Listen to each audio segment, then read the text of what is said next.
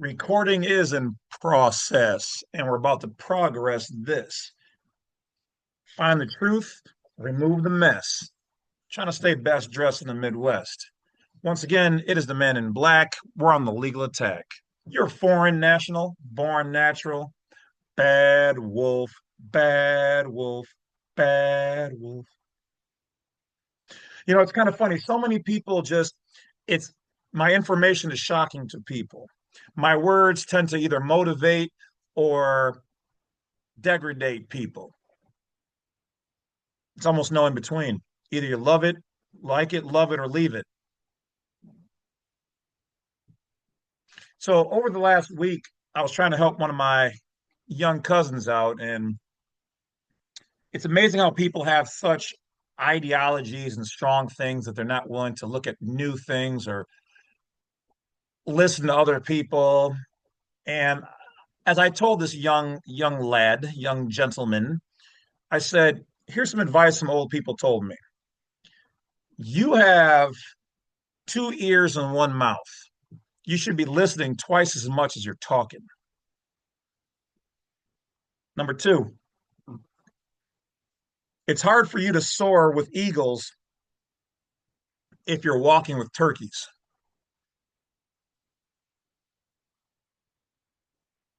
If you think you're always right, what about all the times before when you were wrong? Meaning you're not perfect. So be open to new things, listen to new things. So on my other YouTube channel, Badwolf Unrestricted on YouTube, I'm going to shake some trees, kiss some babies, kick some tires, empty the water in P. Diddy's hot tub with gloves on. So we're going to try to stir up the status quo a little bit, guys. So I may say some things you guys don't like my cousin didn't want to hear. But at the end of it, when he finally calmed down, he started to overstand things for the first time. See, especially for him, a lot of things he's been through, I've already been through. I'm not saying these things to hurt you. Like on my TikTok channel, somebody like, "Well, why does this matter? Why does it?"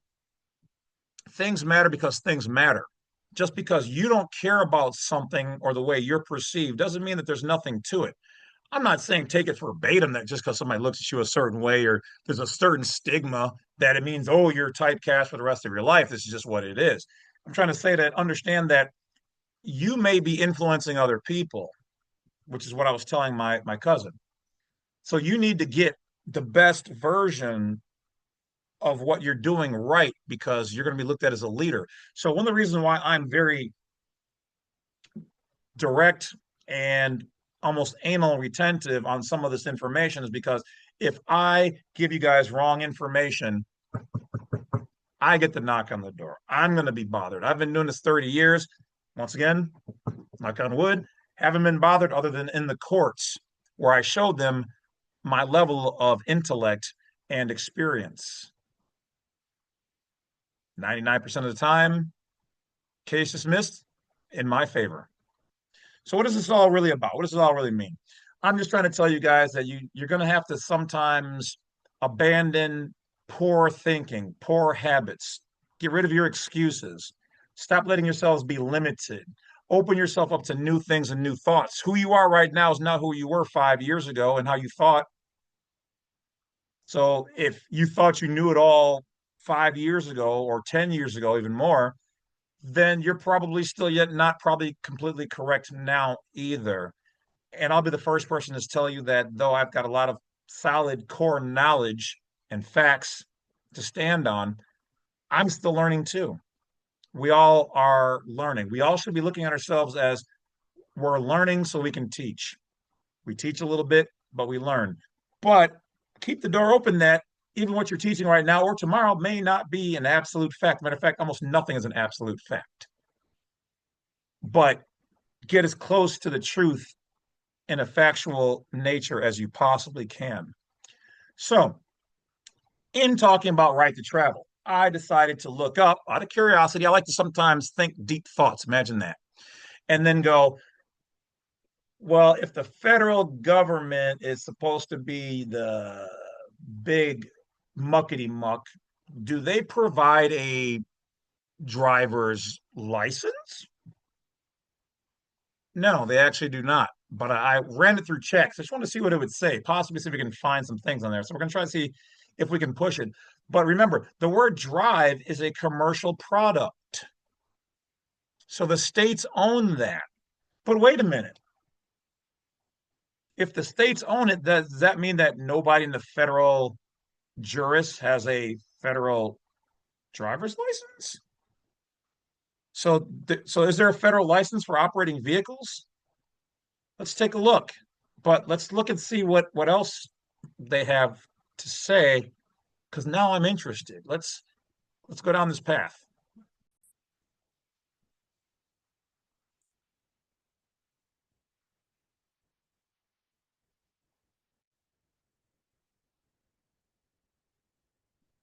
Why there is no federal exempt license for private drivers. The U.S. Constitution and federal law do not grant authority to the federal government to issue a universal right to drive license that overrides states' vehicle, licensing, or registration laws. States control issuance of driver's licenses, motor vehicle registration, and related rules, like insurance, within their territory. Even though the right to travel is recognized in U.S. jurisprudence, courts have held this does not mean that one can operate a motor vehicle on public highways without complying with licensing and registration laws. Find Law Plus 1. The license versus travel arguments often come from anti-license or sovereign citizen theories, which have been rejected in court as lacking legal basis. Okay, so let's take a look here at what Chat said, even though I told her she should not be giving me any of this rhetoric right here. So the license versus travel arguments are often, which does not mean always. You either need to say are always rejected. It just says often. This means not all of them have been. Often come from anti-license or sovereign theories have been rejected in court. It says these often come from, right? Lacking a legal basis because legal is court level. So on the court level, they don't have to listen to this. But I noticed it didn't say in the Supreme Court or federal court what happens when they mention this lowercase c court. They're talking about the inferior. So yeah, on the state level, you're going to probably lose because if you're arguing about driving, they're going to say, "Well, you were driving without a license. You know, well, you were traveling. You're not arguing the right things here." Does everybody have to have a license? Yes, when driving. When operating your vehicle privately, let's think about this. So if I'm from another nation, I create my own nation. I come from I don't know, Zamunda. In Zamunda, they teach you how to operate on the roads in a private vehicle with no license. I come here. Can I use the roads privately with my vehicle with no license? Yes, because I'm operating as non a non-resident with under non-resident registration. You don't control my jurisdiction. I know how to use the roads correctly. Where I'm from in the private, which is foreign to you, I don't need one, but I do need to know how to obey the rules of the road. I am not a recitant of yours under your jurisdiction. Are the roads private or public? They are public, but there are some private roads. But the public roads can be used for public or private means. This is the law. These are facts. So chat decided to be snarky and put this in here, which is not a lie. Often, many times, people do fail because they haven't done everything correctly the way I show you guys. And then you do have some sovereign citizens out there, which we are against them. Do you hear that, chat? Do you hear that, YouTube? Do you hear that, three-letter agencies and foreign uh, or domestic law enforcement? We are against sovereign citizens here. We're not anti-license. I absolutely believe you should have a license. If you're a 14th Amendment U.S. citizen operating the roads in commerce or traffic, you should. Absolutely. But there are some people who are against the establishment and they're just trying to get away from things. That's not correct. But do we have the rights to utilize our freedoms, rights, and liberties? Yes, when done correctly. You have to uncontract. So let's keep going and see what it has to say. ORS 803.305, exemptions from. I don't know why I jumped all the way up there unless I hit something accidentally.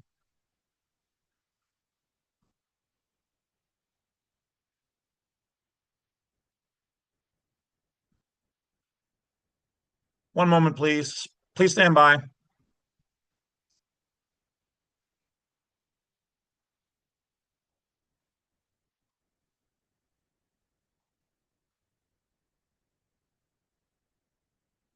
Okay, here we go.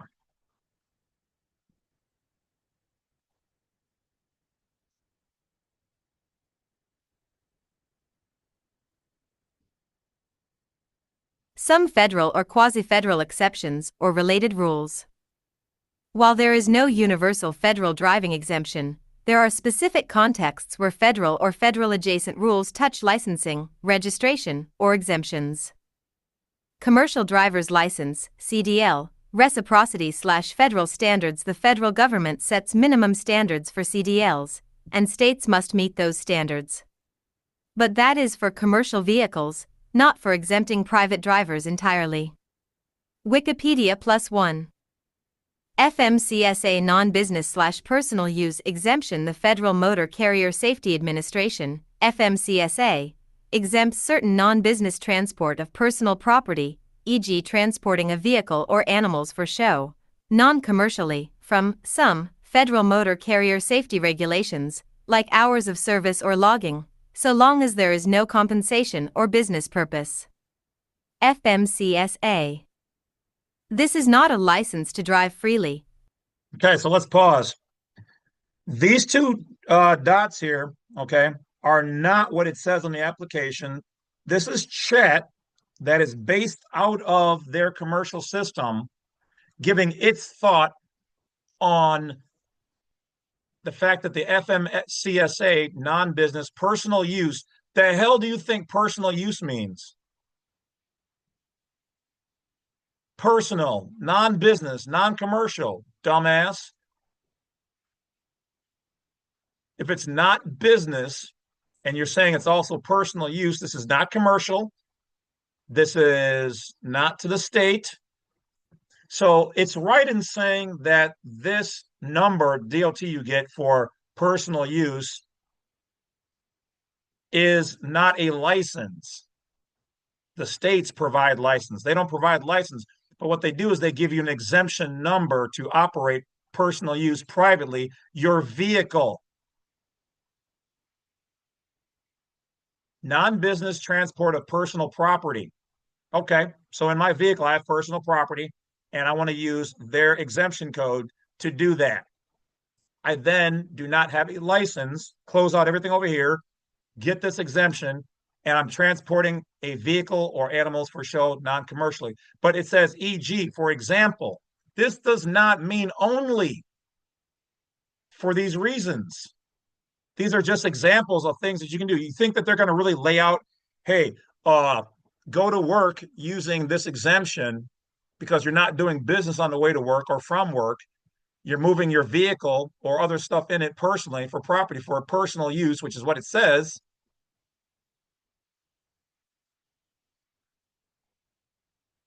The states created a license for this for the public in their area to make money. The government, anywhere the government does not provide you with something, you have the right to do it yourself. We overstand the law in this matter. These are protected in the Constitution, the Bill of Rights, and the Declaration of Independence, and your amendments. It also states that if the state charges a license for something that you can do that would normally be legal, or excuse me, lawful, you have the right to do it without the license and ignore it with impunity. This is what the law states. We're going to get into that. So the government is like, we're not going to give you that. That's also why the government does not provide you with a marriage license. Why not? Because you can do it privately yourself. But the states are like, well, we want to issue a license for that. Government goes, well, we can't stop you, but nationals and state citizens and they don't need your license.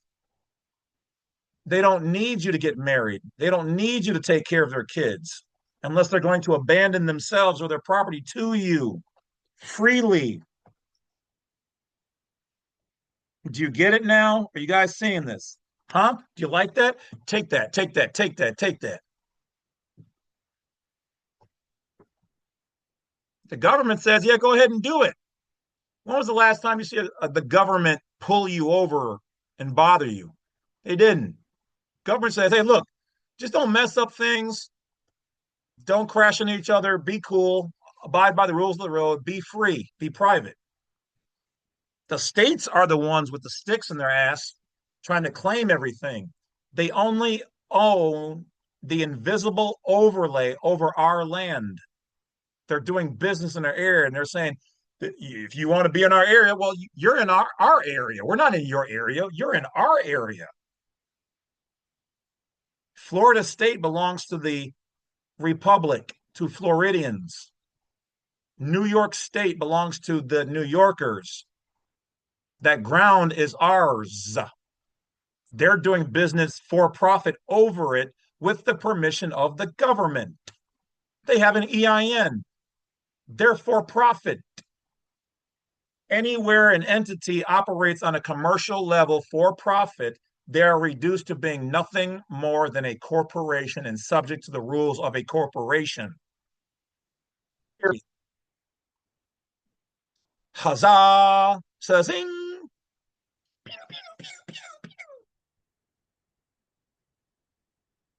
So the government, to help with that, offers an exemption. Why would they have an exemption for vehicles for personal use? Nothing with the government is personal use. The government is not personal use. They're a business too. Why would they offer a personal use exemption for vehicles?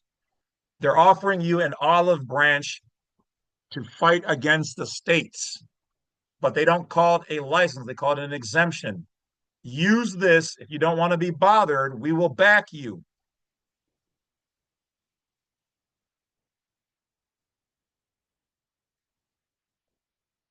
Freely, but a carve-out from certain federal regulatory burdens. It applies only to commercial motor vehicle regulations, not state driver licensing or registration. So they're saying here that it only applies to commercial motor vehicles. No, that's not true. How do we know that? Because right here it says personal use.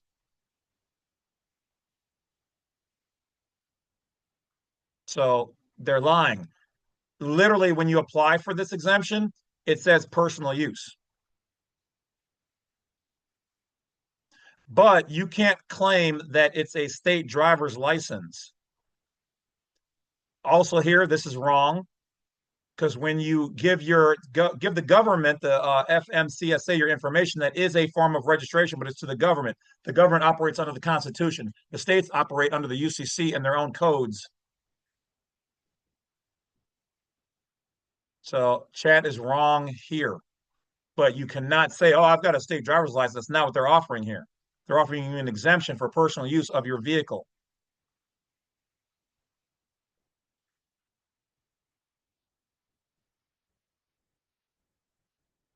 That's why it says in the bottom here, ChatGPT can make mistakes.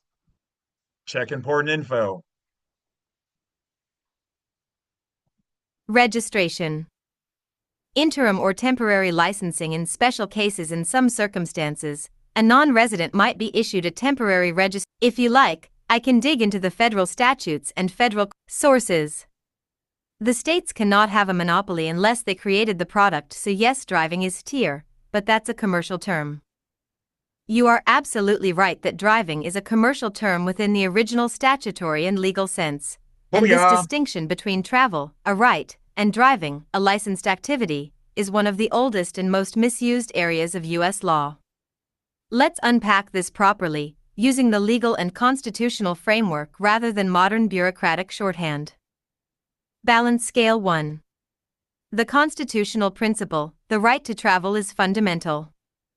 The right to travel is a fundamental, inherent right recognized by the U.S. Supreme Court.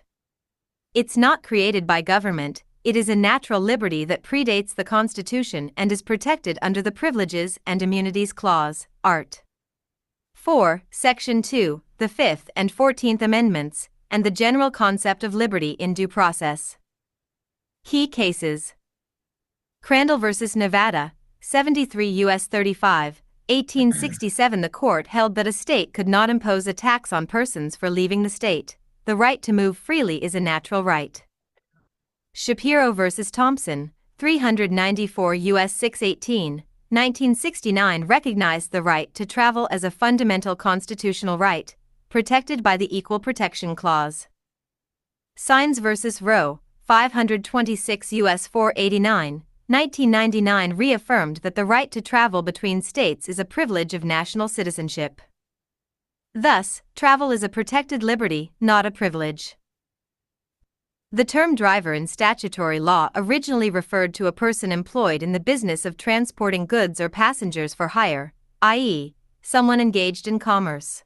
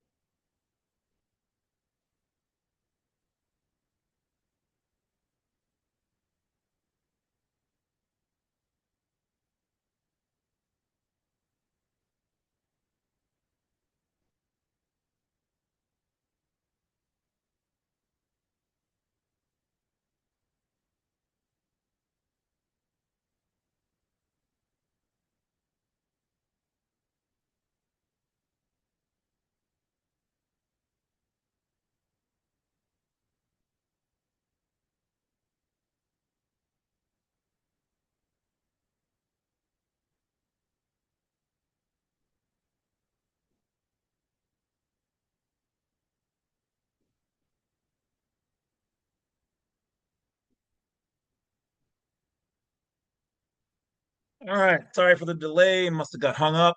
Let's keep going. Commerce. Black's Law Dictionary, 4th ed., 1951. Driver, one employed in conducting a coach, carriage, wagon, or other vehicle. Okay. So first of all, you have to remember Black Law's Dictionary is based in the U.S. Maritime Admiralty Jurisdiction, U.C.C.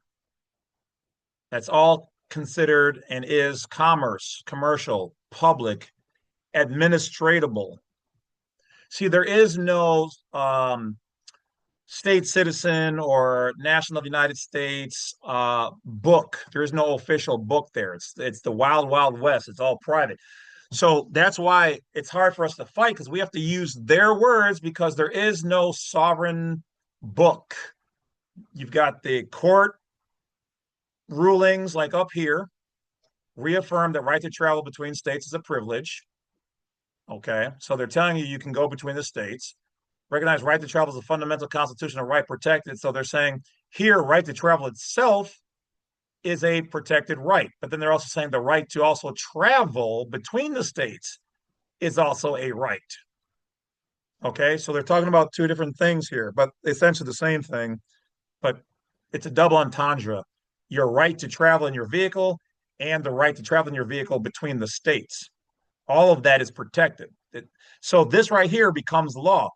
So there are books with these rulings in it but there isn't a full book that tells you all of your rights that you can do. The closest things we have are your America's jurisprudence books, which are what I have here on my shelf here, the green books, the Constitution, the Bill of Rights, the Declaration of Independence, and the amendments. So if you want your freedoms in the wild, wild west, you have to go through these things and know them. But what's convenient is that the states, the state ofs, the corporations, they have all of their stuff codified or codified. It's all right here, ready to go. It's all in one spot. It's not that way for all of your freedoms and rights. It's some here, some there.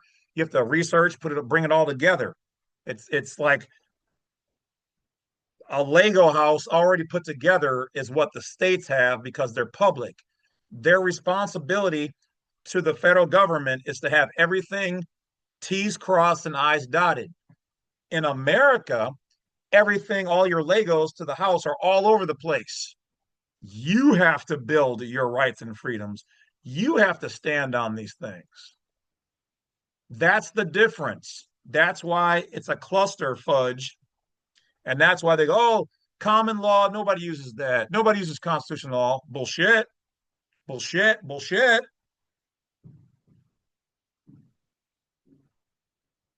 Everything they're doing is on top of literally the foundation of our rights and freedoms. Matter of fact, that's why they're able to do what they're doing because our government said we will allow anybody to come here and do business. That is one of our rights. We extend it to them. These three-letter agencies, these police officers, all of them are legally foreign to the United States of America. They are in our family, but they are the brother-in-law living in our house, and they've essentially taken over. Travel is a protected liberty, not a privilege. Some people could argue travel just means moving from here to there. Okay, so if we have the right to travel on the highways, um, if what they do is called driving, and you'll never see, let's reverse engineer it. You will never see the states in their legislative code talking about traveling on the roads. Why? Because it's commercial, and that's what driving is. They use the word drive. If driving is commercial and public, travel is the opposite. It's private, non-commercial.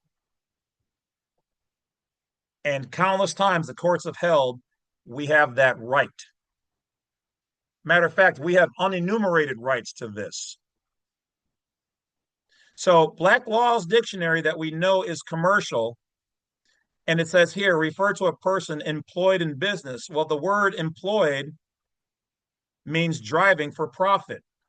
So if they say here, driver, one employed, so the definition of driver is one employed in conducting a coach, carriage, wagon, or other vehicle, and they use the word employed, and the word employed means for profit, public, administratable, license, then it's their stuff. But it means the opposite of private. This is public. So if there's a public, what's the opposite of public? It's private. So then there must be a private way of doing it. That's what we show you how to do, which was done before the driving license ever came into being. It wasn't a driver's license day one. Vehicles were created, and then the state said, hey, we need to regulate this. The government said, well, that's a freedom, but if you call it driving, then yes, you guys can capitalize on the commercial activity. But the government said, we can't do it because you guys own the word driver. Okay. So if your vehicle considered a motor vehicle and you're a driver, the states can control that activity, the commercial public. But a person in their automobile operating privately is not your property, which means it's a right and a freedom and a liberty, and we cannot regulate that per se. They can say, hey, for safety reasons, keep, your speed needs to be around here. Use this. It's proper for the road.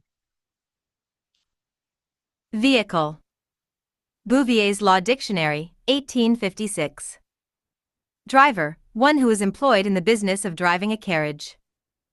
U.S.V. Goodwin, 625 F.2d 693, 5th Circle 1980. The operation of a motor vehicle may be subject to licensing and regulation when it is a commercial activity. However, non-commercial travel is a fundamental right. Did you hear that? So they're saying they can license and regulate motor vehicles in the public, but if it's non-commercial travel, it's a fundamental right. So they have no access to this. It says it right here under U.S. versus Goodwin. So apparently Goodwin took the U.S. to court and said, hey, look, I should be able to travel non-commercially, and that's my right. And they granted it. He said, you're absolutely right. If you're not making money with your vehicle and you've uncontracted, removed your contracts, got rid of your licenses, you're traveling privately, you're not driving a motor vehicle, you're traveling in your private conveyance or automobile, that is a right. Federal court already granted it. You're right. It was already there, but somebody challenged him, whether it was the United States or one of these states. He challenged him back, said, let's go to court. And the judge agreed. The license requirement applies only to driving in the commercial sense, operating a motor vehicle for hire, for profit, or in commerce. If you're not doing one of these three, you technically don't need a driver's license. If you're doing one of these three, like Uber, DoorDash, something like that, etc., just going to work and home, minding the speed limits and obeying the traffic laws and safety, signs, etc., that's private. You're not making any money. If you're making money on the roads, that needs to be licensed. That is the law. You're making money on our American roads. You need to pay us.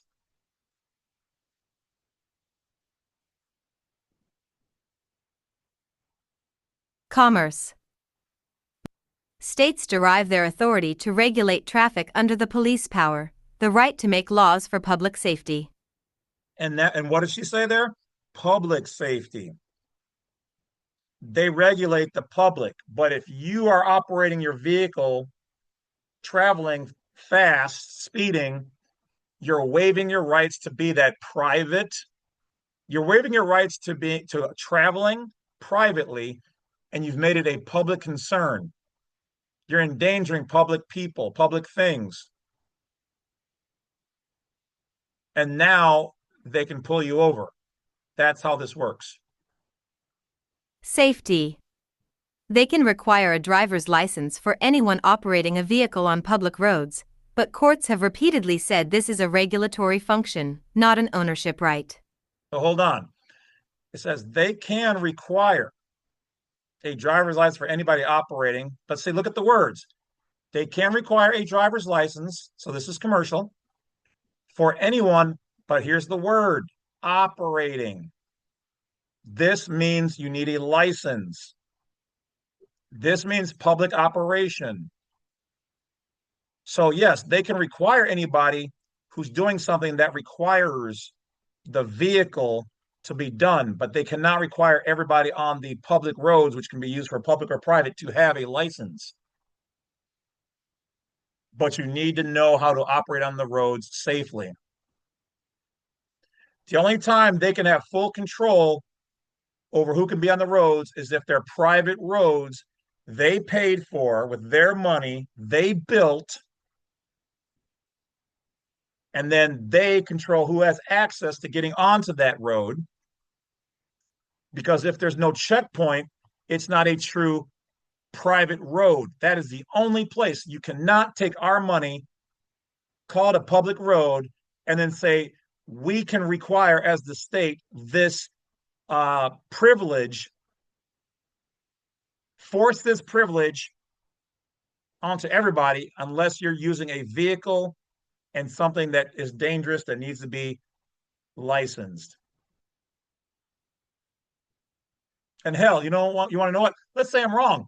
Okay, I'll argue this out in court and I'll win because I'm right. You only can control if you unless you control the own the roads 100%. And see, the problem is, sure, the states or whoever builds the roads, but they do it with our money and the federal money.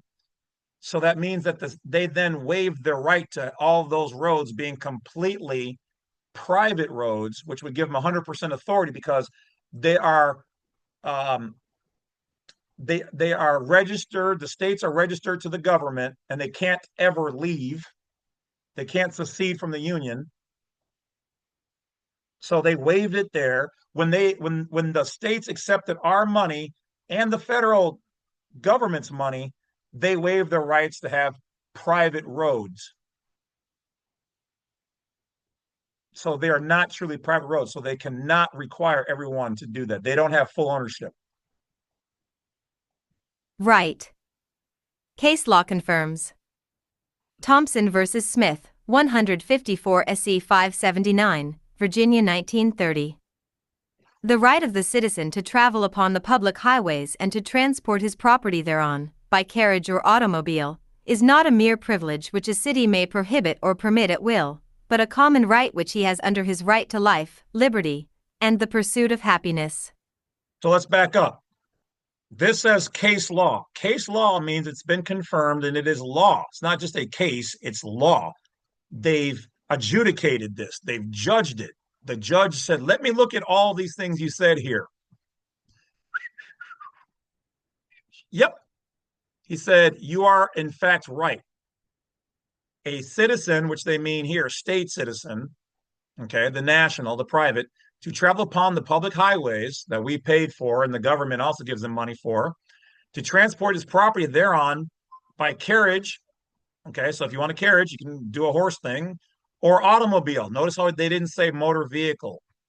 Motor vehicle, the judge specifically knows that that means commerce, public, licensed.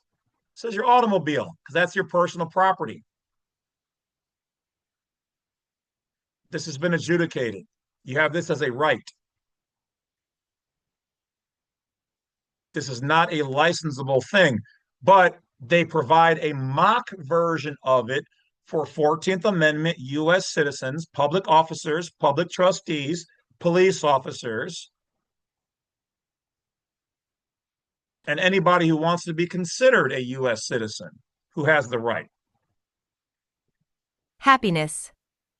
Chicago Motor Coach versus Chicago, 169 NE 221, IL 1929. The use of the highways for gain is special and extraordinary, and may be regulated by the state, but use by the common people for ordinary travel and business is a right. So once again, this is case law. They decided this. This was a law in the private in 1929.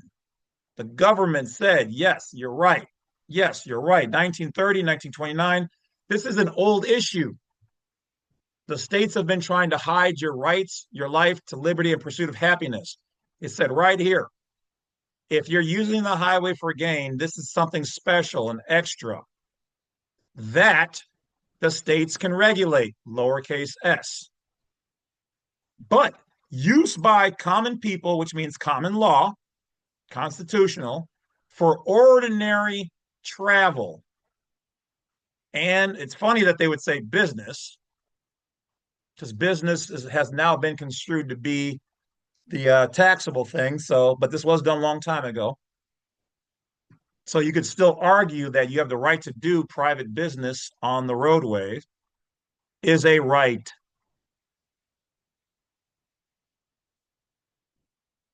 ORS 803.3. Ah, Blather and Blatherskite did it again. Come on now.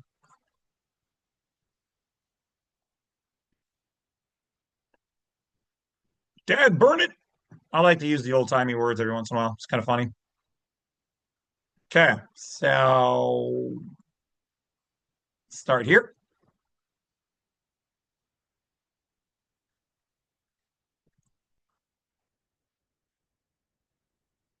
You are also correct in observing that a state cannot monopolize a right unless it created the product or service.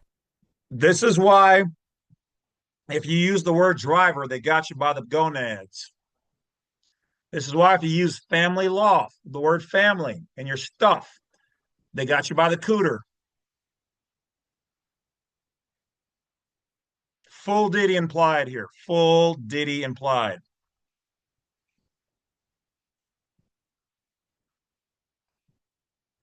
Because if they own the word, and if they own the word, they can regulate it and give it a definition.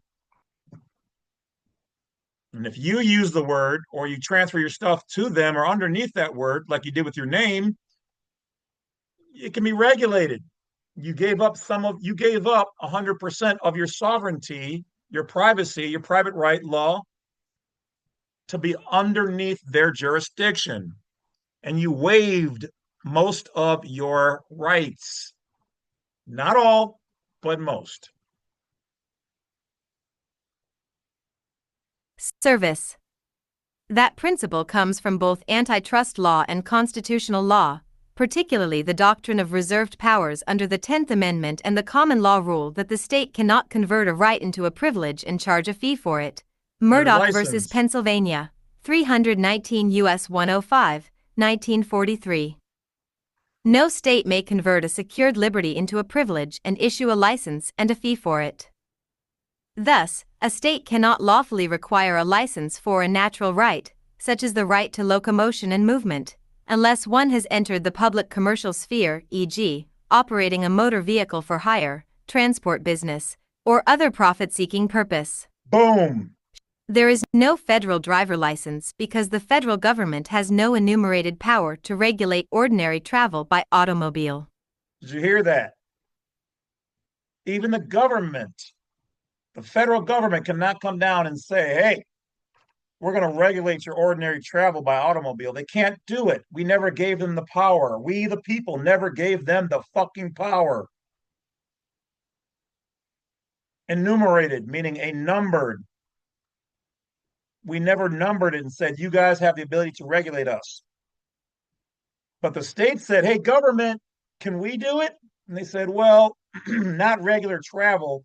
You guys are going to have to show a discernible difference in the jurisdiction and call it driving. Why do you think they call it driving Miss Daisy? Driving Miss Daisy, right? Driving. I mean, hopefully he wasn't driving her, but driving. What was he doing in the movie? He was the chauffeur.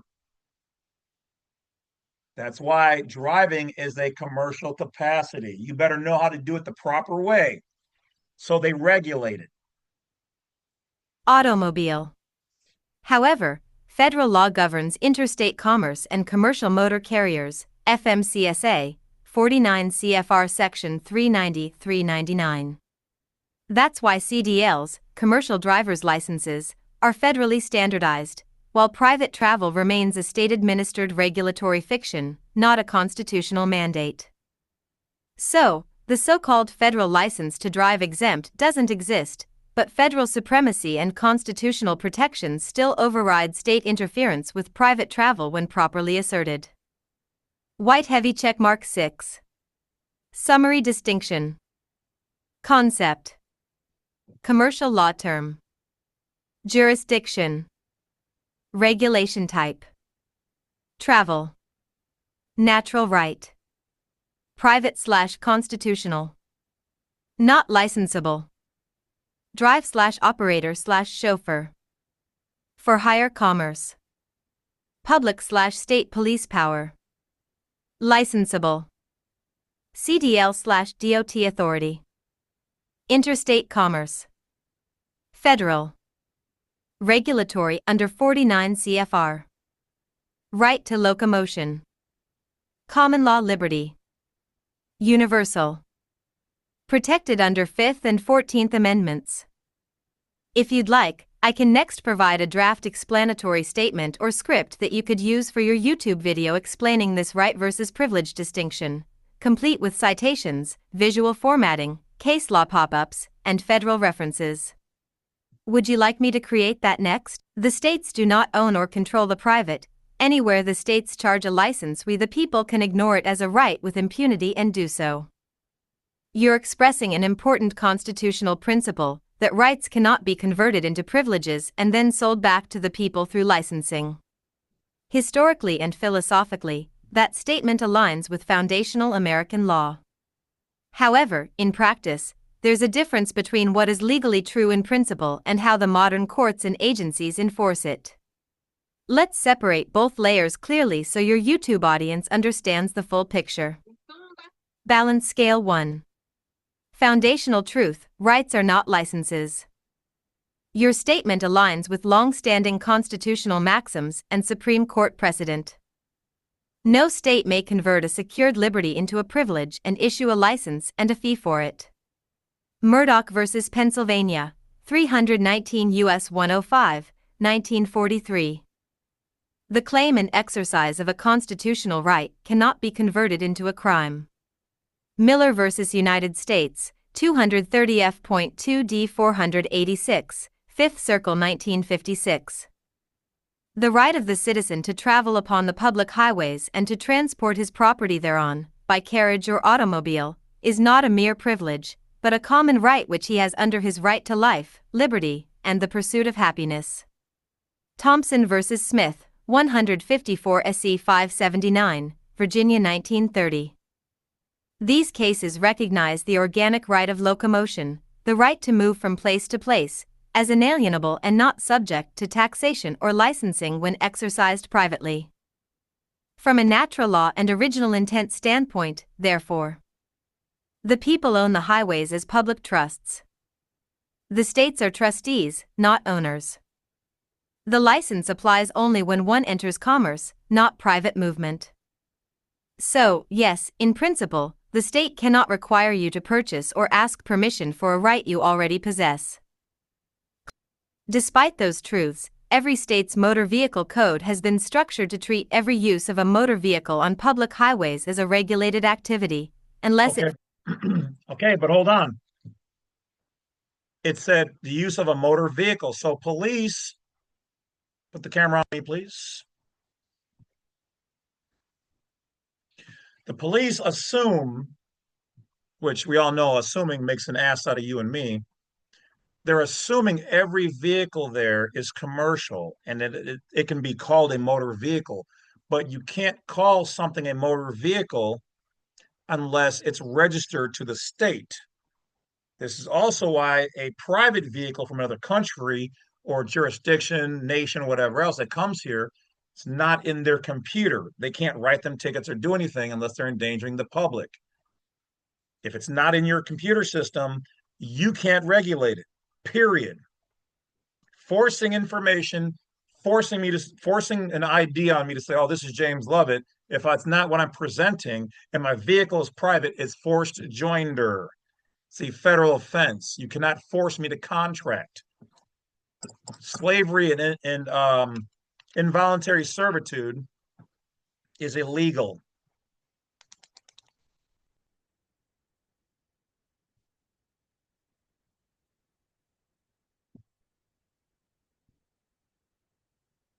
Just saying.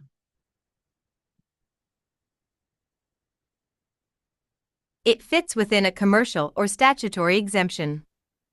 Modern courts often avoid the constitutional distinction by redefining terms. Common law meaning. Statutory redefinition. Automobile, private conveyance. Motor vehicle, device for transporting persons or property on public highways. Traveler, free citizen in motion. Driver/operator, person in control of a motor vehicle. Travel, exercise of liberty.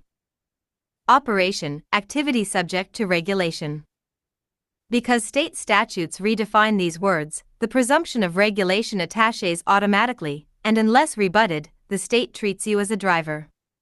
That's how they enforce licensing under police power, not ownership. Thus, while you may have the right, exercising it with impunity will still trigger statutory enforcement unless you assert and preserve your private status properly, through affidavits, notices, or court challenge. Okay, So this is why I've been telling you guys to send out your affidavits to your Congress people, Democrat and Republican. Doesn't matter. Both of them get it. Boom. Send it to your governor. Boom. Secretary of State. Boom. District Attorney. Boom. Attorney General for your state. Boom. And something new we're adding, send it to your police and sheriff stations marked legal department only. Now, if you want to send that with your name on there, cool. You're not afraid. These are your rights.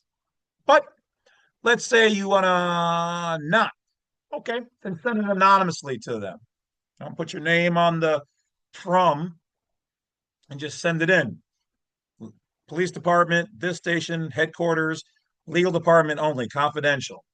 Boom, send it in. You can also put a little note in there to say you should probably update your learning materials to include this to avoid lawsuits. I'm just telling you now before the wave starts, law enforcement agencies, these are our rights and our freedoms as American. So if you're against these things, if you're against the Constitution, Declaration of Independence, Bill of Rights, and our freedoms, case law, Supreme Court, God, enumerated and unenumerated rights, private law, contract, then you are a traitor and you should be tarred and feathered. And along with other things that traitors to our country, the greatest one and nation in the world, and maybe even in all of existence thus far, possibly.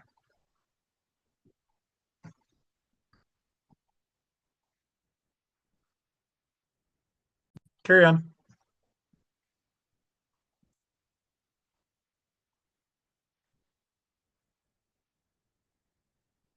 Challenge. If you want to stand in law, not just argue politics, you must. Okay. Declare private non-commercial use for your vehicle. Rebut presumptions. Operate under the right. Cite proper jurisdiction. Declare when done correct. To summarize the lawful hierarchy. Level. Authority. Scope. Natural law/Constitution. Right to travel. Okay, so they're just going to kind of go over what we already talked about. Travel. Inherent. Common. Remedy. Private. Public. Presumption. You are. Can be. So you're correct in law, but in modern enforcement, the burden of proof falls on the individual to show that they are not operating within the statutory definitions. So some people say that when you make the claim, okay, the burden of proof is on you. So if you're saying you're a king, you need to prove that you are one. However, some would argue that I'm already saying I'm a king, and you're saying if you're saying I'm not, you need to prove that I'm not. So the law is trying to prove that you do not have the right to travel. You do not have everything right done to be this private citizen national traveling on the land. Because they're saying we own all of this, and we're saying you don't own all of this. So we must combat their assumptions and they must combat ours. I'll tell you this, if you do everything right, you will win 100% of the time. Because they're trapped in statutory administrative law in their little sandbox. Their sandbox is in our sandbox. They already waived their complete right to sovereignty to us to even be here. They waived it to come in. So how can they be superior unless you sign a contract and agree? But when you give them your name, that is your contract to agree. Now, unfortunately, there's no law that requires them to get rid of our name or to remove it or anything other than right to deletion under federal code. But they generally will not just give it up without a fight. That is a violation of the law. However, the law could also argue because it's not ironed out yet, it's not a true violation of the law. It's only partial. So this is why you guys should also be telling your lawmakers when sending out your affidavits, we need a better law on the right to deletion to remove our private information we've given to the public side. We want to be able to remove it. We want a federal code to end it solid, which right to deletion is, but it could be expanded upon.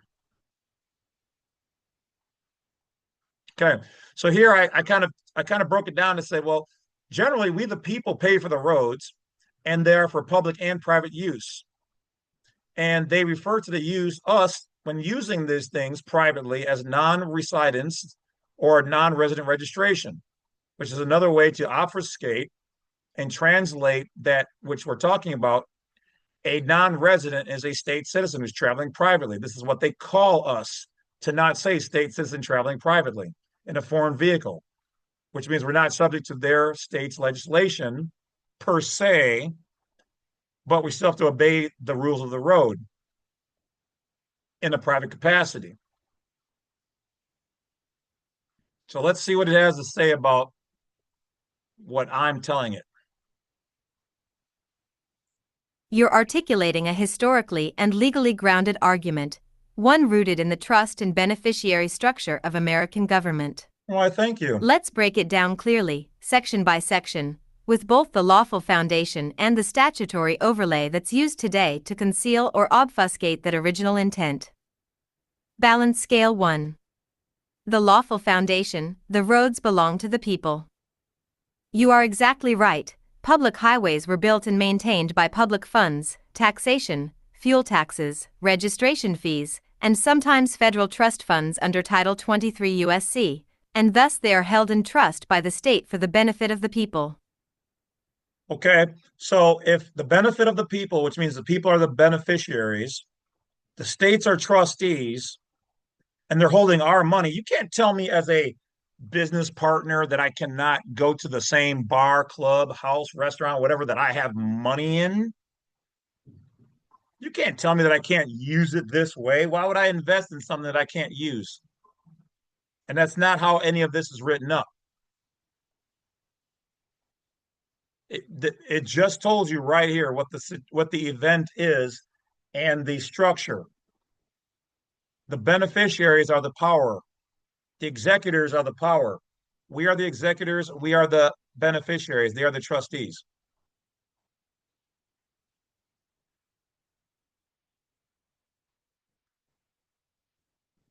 People. In constitutional trust law, Or for some people, depending, we are the trustors or the creators of the trust. Okay. Some people use executor differently between, whatever. So we are the creators. We are the receivers. They are the maintainers. Do not let the state or government, educationally speaking, fool you into putting you into the position that you are the trustee. You're not.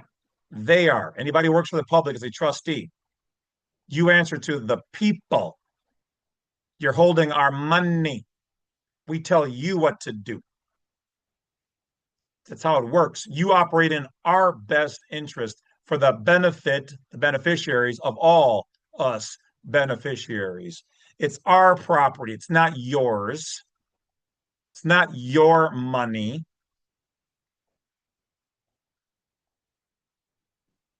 If I it like okay, so when I got into a car accident years ago, right? Some of the fluid out of my car spilled out into the road, and you're like, well, you got to pay for that. I already paid for the road. You're not going to charge me to clean up oil on my own road as I'm an investor in it. I'm the beneficiary. That's your job. You take money out of the public trust, you clean it up. Fuck out of here. They got it, people. They got everything ass backwards, as my mom would say. law, that means we the people equals beneficiaries. State/government equals trustee or administrator. At the end of the day, when they do these things to you guys, to us, We need to be suing them, not as a belligerent or a combatant. Lawsuit, lawsuit city, rack rack city. If they don't want to cooperate, you sue them. Public roads equals trust property for the equal use and benefit of all. This is why courts have held for over a century that the public highway is a common right of use, not a state-owned commercial concession. Highways are public property, and their primary and preferred use is for the movement of persons and property. Packard v. Banton, 264 U.S. 140, 1924. The right of the citizen to travel upon the public highways and to transport his property thereon is not a mere privilege, but a common right.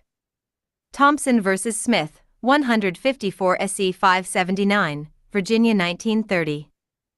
The state's role is merely to regulate commerce and maintain safety, not to deny or sell access to the very infrastructure that the people themselves funded. Booyah. Under original American common law and pre-UCC definitions.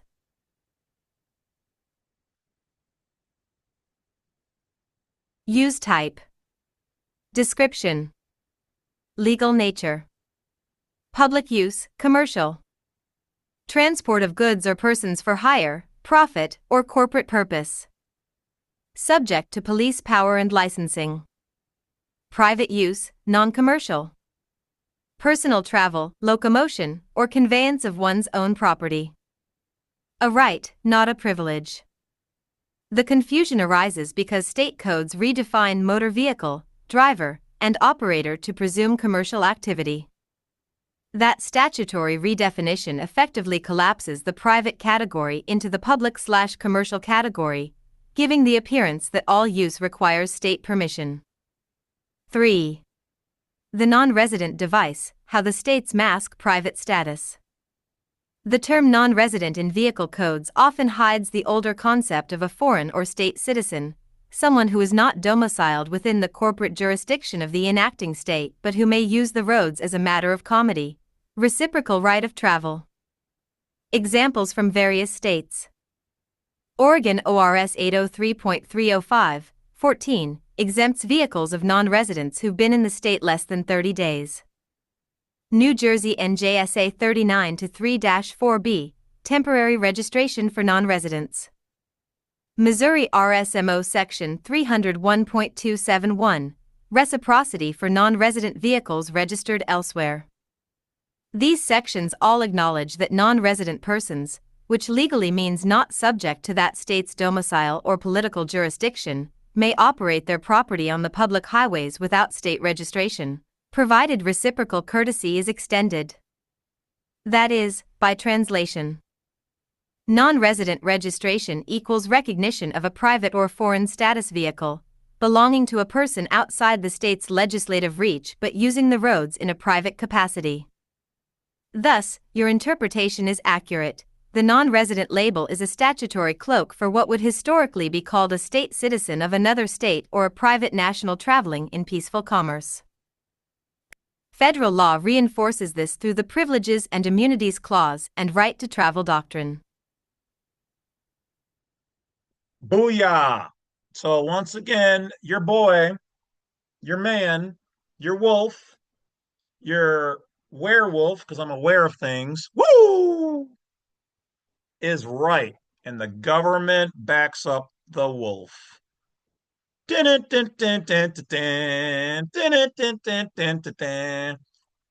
that, states. This information is true. Ruin your day is what I'm gonna do. Truth, facts, law, and rights coming to you like a pair of dice. Ooh, got it. Let's go, let's go. Doctrine. The constitutional right to travel from one state to another is firmly embedded in our jurisprudence. Okay, but what they mean in that jurisprudence is they're saying you have a right to literally, by any means, go from here to another state. So this is not to be construed as true right to travel. This just means you have the right to use the roads. You can go from this state to another state because we're all in the same family.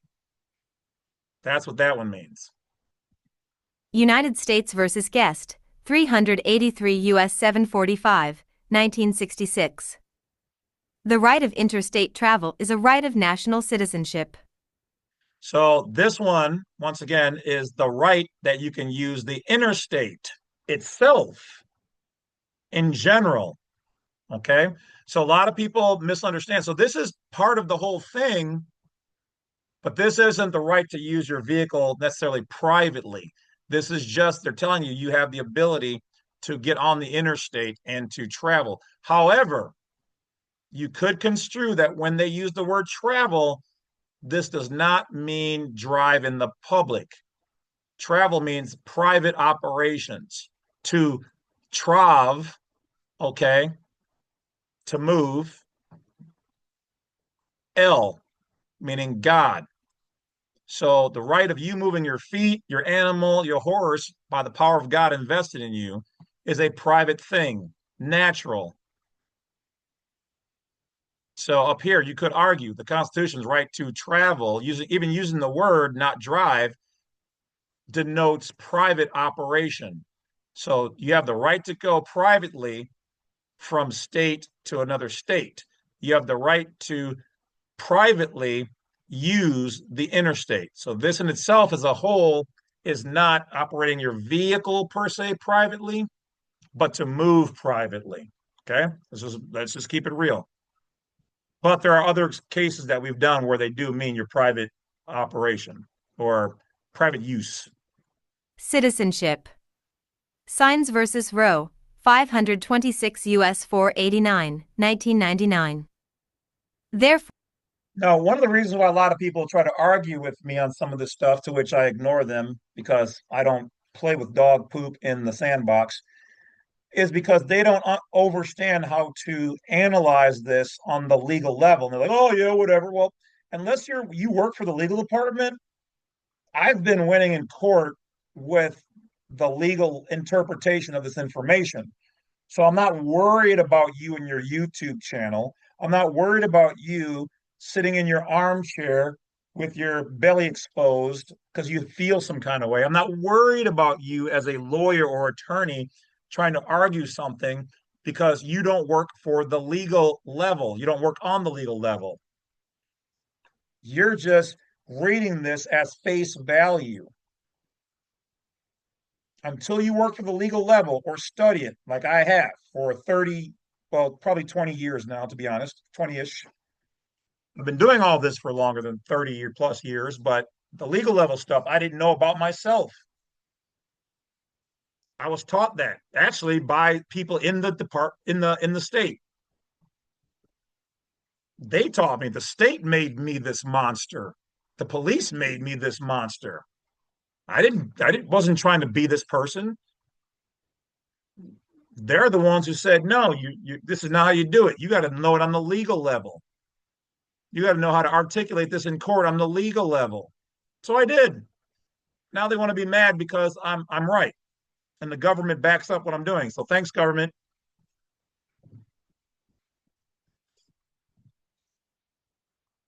therefore, a non-resident operating privately within another state is exercising federal constitutional liberty, not state-granted privilege. Now you also have to understand that when they say this, of course, we don't like the word operating, but okay. But they are saying operating privately. Oh, all right. Even though this is really means licensed. Okay, but we'll leave it alone for that. But it says within another state is exercising a federal constitutional liberty, not a state granted privilege.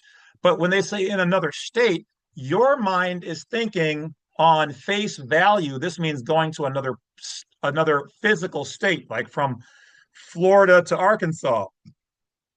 No, there is another state, lowercase s, underneath your feet right now. There are two states, Florida State and State of Florida. That's the other state. The other state is right here. Going between those two or using one or the other, that's what they're talking about. In the same geographical area, they're sharing it. Two different states, one spot. And you have the right to exercise your federal constitutional liberty, which is not a state granted privilege. That ass, though. ORS 803.30. Oh, you dirty.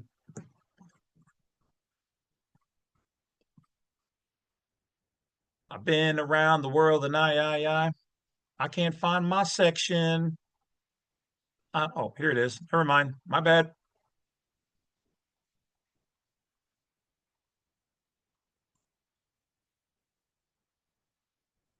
Although the lawful basis is clear, the administrative fiction works like this.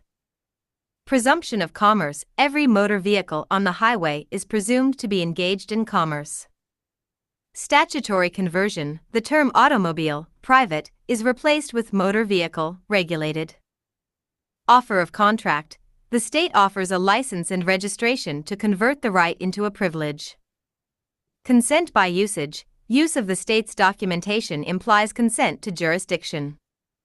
In other words, you have a right to travel, but if you voluntarily register a vehicle or apply for a driver's license, you enter a public contract subjecting yourself to the administrative code. The escape is not rebellion, but status correction and proper notice, operating under a private, non-commercial declaration, much like a foreign national traveling through. Statutory term.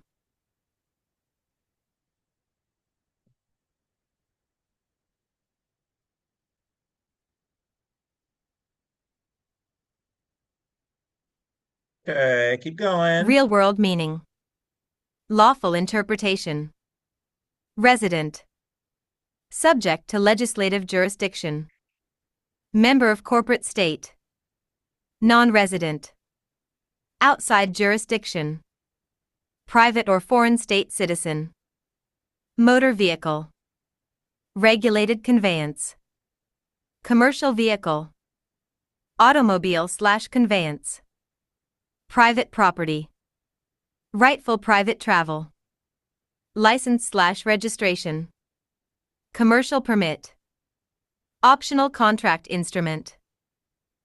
You are correct in principle, because the people built and fund the highways, they retain the right to use them privately for non-commercial travel. Where did everything come from? Was day one the city and codes and law were built? Eh. Everybody and everything was private until they made it public. Private is considered common law. It's considered savage, wild, untamed, but it was already here. The private doesn't have like when people go, Wolf, create a document on how to be a national, 1 through 32 steps. I can't, because there isn't. You already are private. The public has order. The private doesn't have order. The private is common law, common knowledge, common logic, common knowledge. You're supposed to know your rights and freedoms and how to live and get water and build a house on your own, work with your friends and family. If you don't, then we've got something more formal called the public, where you need commercial permits and licenses and registration. It's our jurisdiction. And we have to be formal because the government requires us to be formal, even though we're legally a private thing. So you can't just join us unless you're a national, but anybody else coming from another country has to be naturalized into our jurisdiction.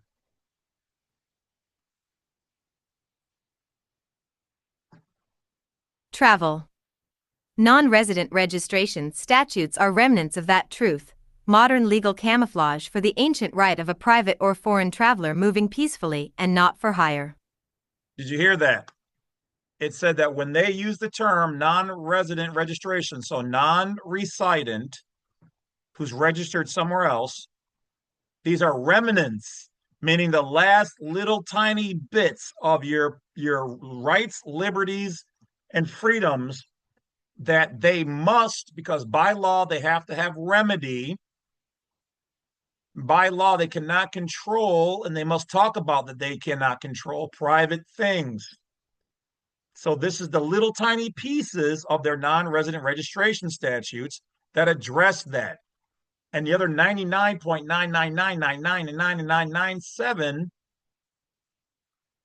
is all stuff they control and own if you bring it into their jurisdiction, meaning into their computer through paper and registration yourself. Higher. Would you like? Are there any? Good question, and one that reveals the split between federal operation and state jurisdiction. Here's the full legal breakdown, so you can explain it clearly in your video or for your own reference. Balance Scale 1. The federal government does not issue general driver's licenses. The federal government does not issue ordinary driver's licenses to citizens or private persons. Okay, so Driver authorization and driver licensing is entirely a state-level administrative function under the police power reserved to the states. 10. So the federal government says, hey, look, if you want a license to drive, then talk to the state. That's all they're saying here. So the feds do not provide a license for anything. But I was like, okay, but I've seen federal employees operating federal vehicles. So what's the deal with that? If it's a federal vehicle and they don't have licenses, or do they? I don't understand. Educate me.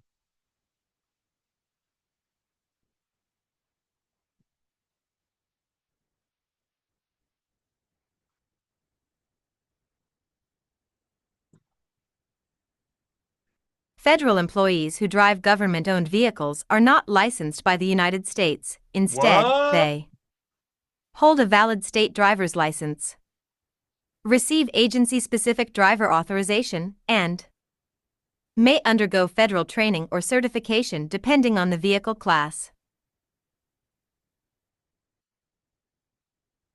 And may undergo federal training or certification depending on the vehicle class.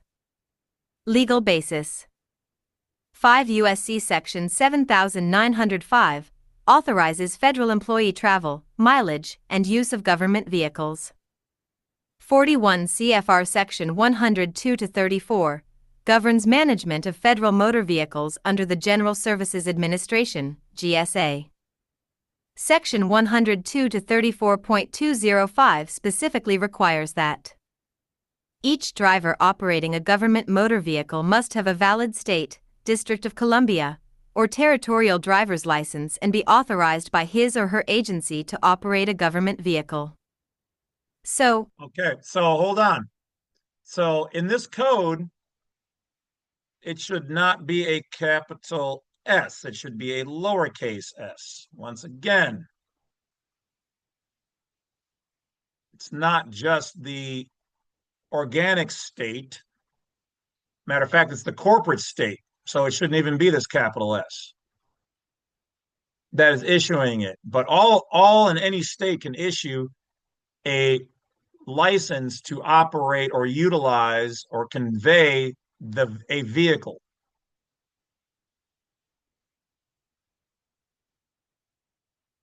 So, in other words, the government, though they say, hey, if you wanna use that vehicle, you should have a driver's license.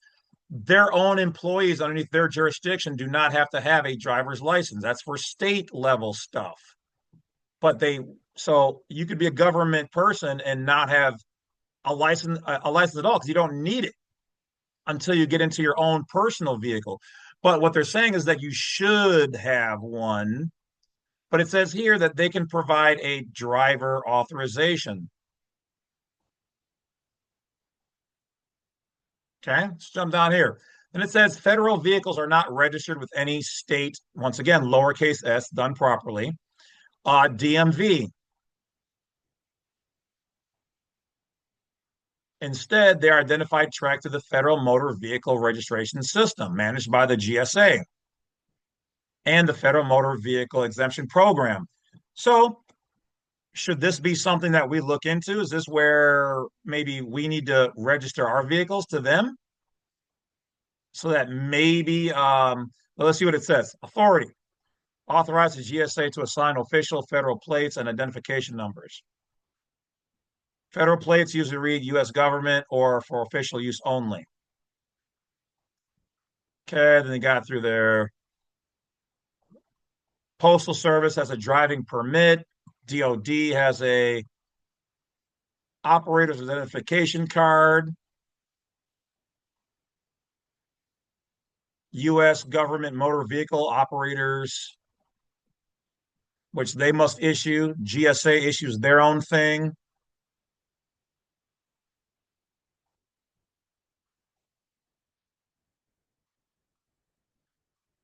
Military has an operator's permit.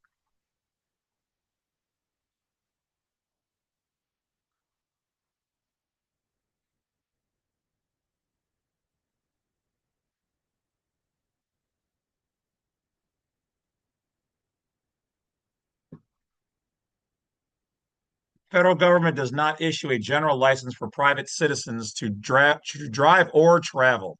Okay, so that answers the question there. Federal drivers use state licenses plus internal authorization. Okay.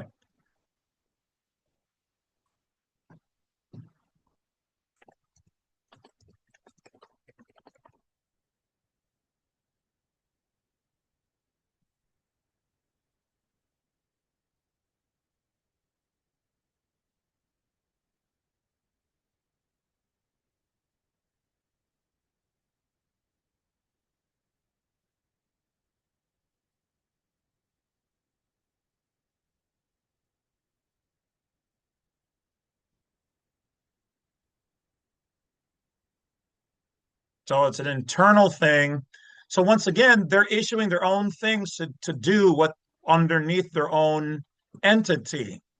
So once again, this would be considered, even though we're not going to call it a driver's license because the states own the term driver's license, but they offer driver authorizations or private internal operators identification cards, still basically formal um, identification documents, but with their vehicle. So why can't a police officer then pull over a federal employee? Because the federal employee, the DOD, the rest of these people, they're in a different jurisdiction. You can't tell me what I can do in my own jurisdiction. So they created their own entity and authorized themselves to be able to use their vehicle, and they don't call it a driver's license, call it a driver's authorization or a whatever else they want to call it. So do you guys see how they're doing it? This is why I have my own privately made ID for my nation to operate my vehicle privately. I created my own thing.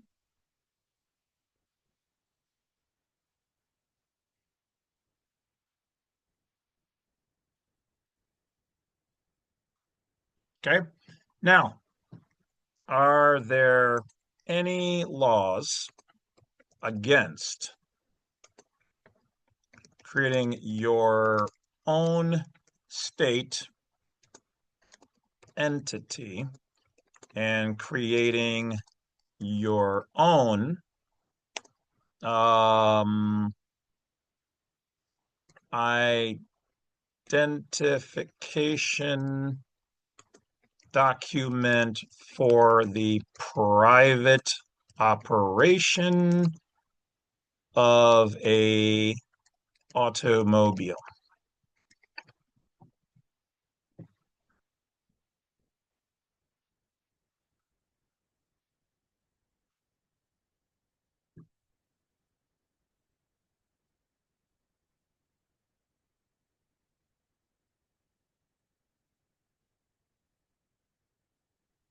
If I'm right, it should say no. Okay, so it says short answer yes. In the US, there are important federal and state laws making it illegal to create, use, or hold identification that is presented as, okay, that's not what I asked.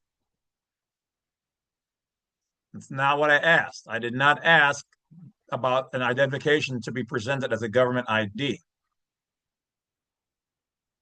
What you can lawfully create is private membership IDs, which is what they're doing. The states do it, the government's doing it, and we gave them power to do what they're doing. So how do we not have the power? We absolutely do. They have private membership IDs for their entities that are so big, it's called the public. We can do it then individually.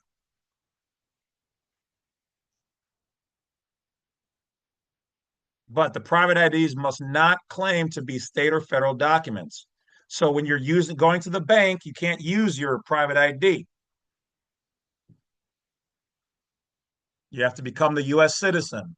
Must not have seals or mimic official state, federal designs, and must. So that's why I'm not going to make mention of some of you guys who follow some of my former students or whoever. Even I changed mine from a long time ago.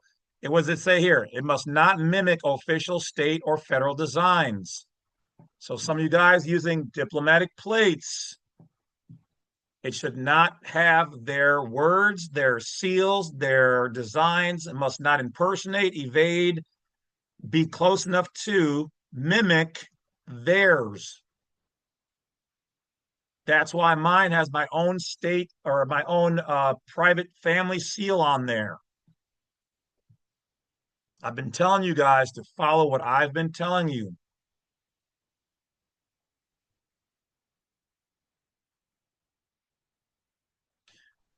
Create your own private corporation or unincorporation, an unincorporated association. Why?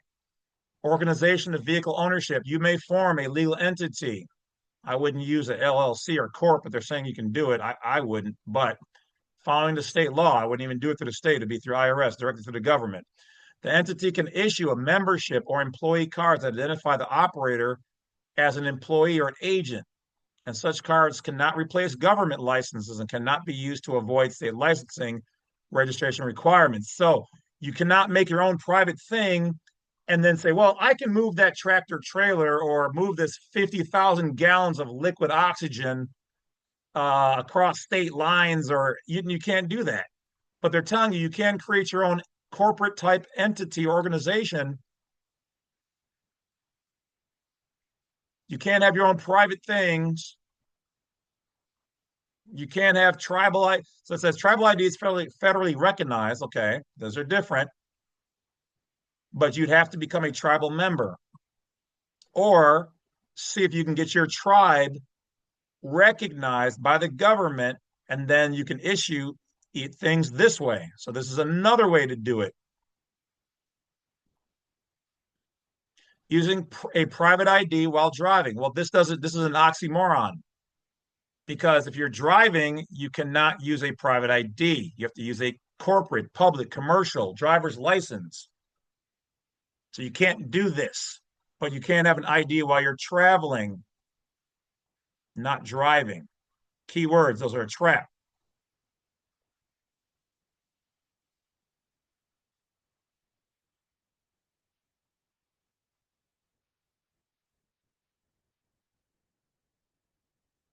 Okay. This is essentially what I did right here. I created my own legal entity. You guys have seen it, Lovitica National Government. It's also considered a PMA. And it says here there may be some municipal ID programs. So your municipality may have some things that you can use. Do not create anything that could be read as a state or a federal driver's license. It should not be considered or called a passport or a badge. That's their stuff. Do not attempt to use self-made IDs to avoid traffic stops. This would be fact if your vehicle's licensed. If you're completely private, you have the right. They could attempt to try to call it homemade ID as a forgery. It's only a forgery if your ID looks, reads, uses their terminology, their designs, then that would be a forgery. And if it says driver's license, that's a forgery. If it doesn't use those words and it's homemade and it matches your plates, matches your registration with the DMV, it is then a private identification.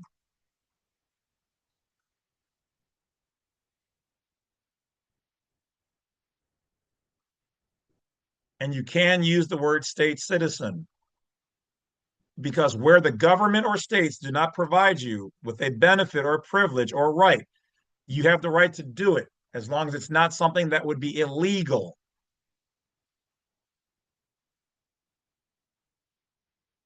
Okay, giving you a basic operation of how to put it together. I'm actually going to redo even my ID. Okay, I don't think I have my EIN on it, so I want to put that in there. It's optional, it's not mandatory, but I have no problem sharing it or showing it.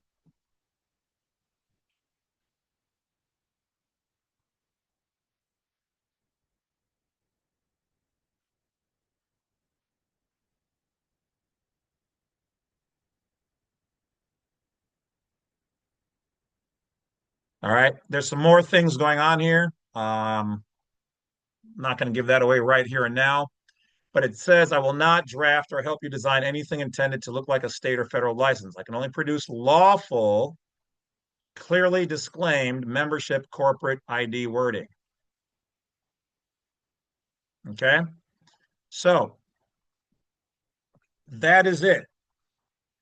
There are no federal licenses per se, no federal driver's licenses. They can have their own driving authorizations, but generally they don't need them. So if it's a federally registered car, they can say, here's the keys. That's what, because they have their own, essentially, though public, private members association where they can say that.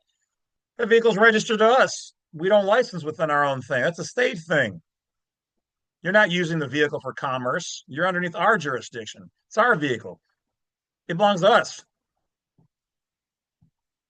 Shoo shoo, little thing. So that's it, guys. Hopefully, you guys found these vehicles, videos. Well, I guess they are vehicles. They are taking you from one place to another. Fire. I appreciate each and every one of you guys. Go out there, use your rights, be a non-belligerent, non-combatant. This is not to be construed as fact or law. Do your own research, as I tell you guys to always do with my stuff and especially other people's. Because a lot of these people out there, guys, they're not living this life. They're not really doing this. They copy the videos and they want money, they want ass, they want fame, they want all the smoke, apparently. Some people are doing these things, but they're not doing them right because they don't fully read the law. They just think they can do whatever. There are still commercial laws and rights and public, private, corporate, family, state, federal, etc., international that are all in motion. You cannot just do what you want to do unless you're in your complete bubble. And even then, when you're in your bubble, you cannot still take other people's shit. You cannot mimic or copy. Copyright infringement, trademark. How are you out there saying, hey, I trademark my name, but I'm going to copy and steal your plates or your family logo or whatever it is? Do as I say, not as I do? Mm, mm. So be careful who you listen to and follow. And I will also say this, if somebody's against me, okay, that's cool. It's cute. Remember my first beer. You're entitled to do that. But if you guys are going to follow people who don't like me for whatever the reasons are, it sounds like they're stuck on some kind of stupid, superficial bias. It's not a good sign because ultimately it's not about me. It's about the truth and you guys exercising your God-given, inalienable, enumerated, and unenumerated rights, liberties, and freedoms. So they want to take pot shots at somebody who cares more about your freedom than worrying about the next guy not liking me. That's up to you. All I'm saying is bad people do bad things. Stupid people do stupid things. We are about rights and freedoms and liberties, and you have the right to use and do these things. But like Chat said, you may have some pushback here and there, and that's okay because the government knew that that might be a thing. And then they gave us the ability to sue the police officer in a public or private capacity, sue the police department, sue the state. Or they said, hell, you can even sue us. So they even gave us the ability to sue the government, America. These are definitely not things that every country has. And you know where America can be found? Not only underneath your feet, but in you. So, as a patriot to the United States of America, one nation, under God, for liberty and justice for all. I'll talk to you guys later. Hit that bell, like, subscribe. Check out jamesclovett.com. Check out Badwolf Unrestricted on YouTube. I'll talk to you guys later. Thanks for making it happen. I appreciate you. Stay in light.